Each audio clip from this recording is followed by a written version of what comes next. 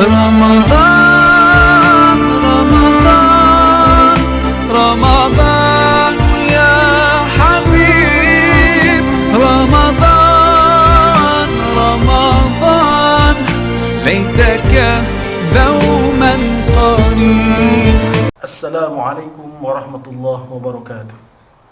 Alhamdulillahilladzi anzala as-sakinata fi qulubil mu'minin liyazdadu imanan ma'a imanihim.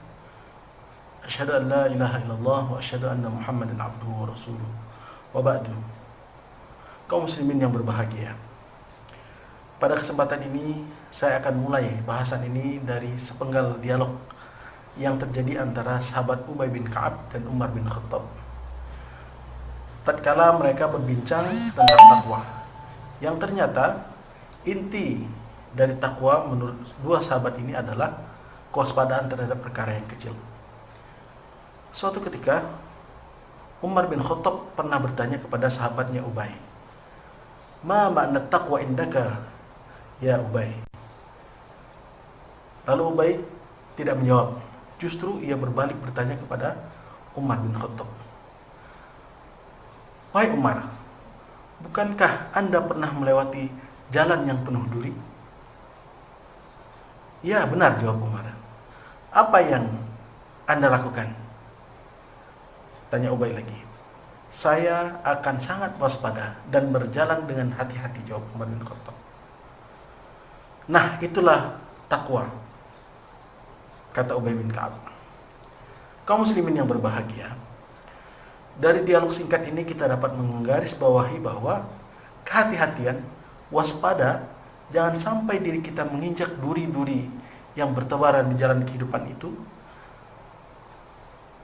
Makna takwa. Duri-duri di jalan itu adalah perbuatan dosa, maksiat, perkara-perkara yang dianggap kecil dan sering diremehkan orang-orang, padahal merupakan perkara yang dilarang oleh Allah Subhanahu wa ta'ala. Dianalogikan duri-duri karena kadang dia tidak terlihat, luput dari perhatian dan terlupakan. Tapi justru dia menyakitkan bila tertusuk. Tidak diibaratkan pada batang pohon umpama, ranting atau bongkahan batu yang biasa menghalang jalan, atau yang lain yang tidak perlu diamati, sudah langsung terlihat.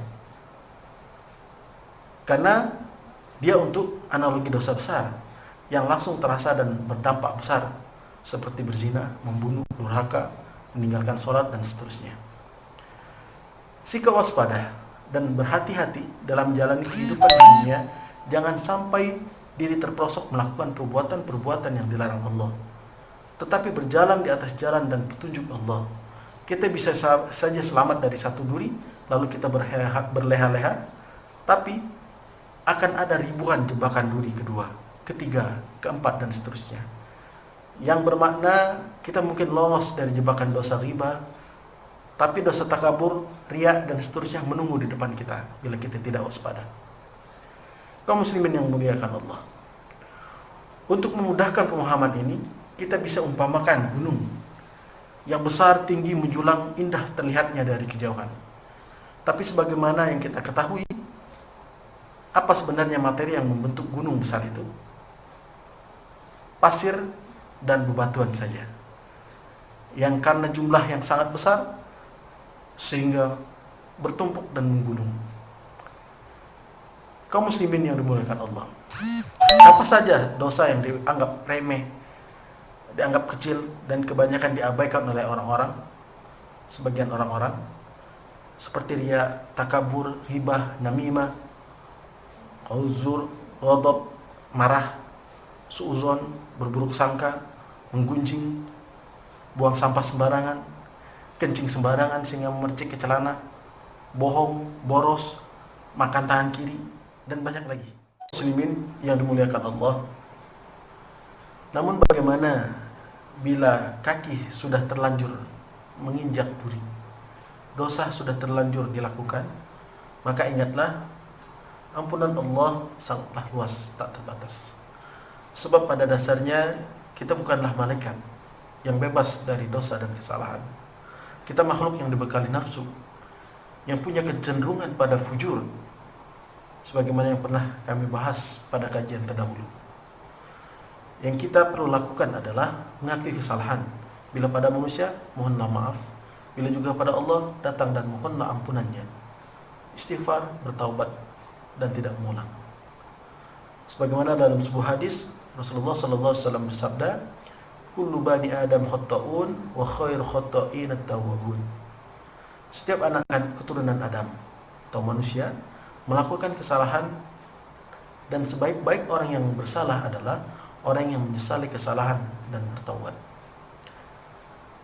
Selagi kita masih keturunan Adam, disebut manusia, maka selama itu pula kita harus waspada terhadap duri-duri jebakan dosa kecil. Semoga di bulan Ramadan ini kita mampu mengasah insting kita agar mampu mendeteksi dan menjauhkan diri kita dari dosa dan maksiat. Dan tentu dengan pertolongan Allah dan saling menasihati seperti ini, kita mampu mengarahkan langkah kaki kita ke jalan yang benar, bukan jalanan yang penuh dengan duri. Akhirnya kaum muslimin yang berbahagia, tibalah saatnya saya mengakhiri kajian ini. Mari kita tingkatkan kewaspadaan terhadap dosa apapun, sehingga kita bisa menghindarinya.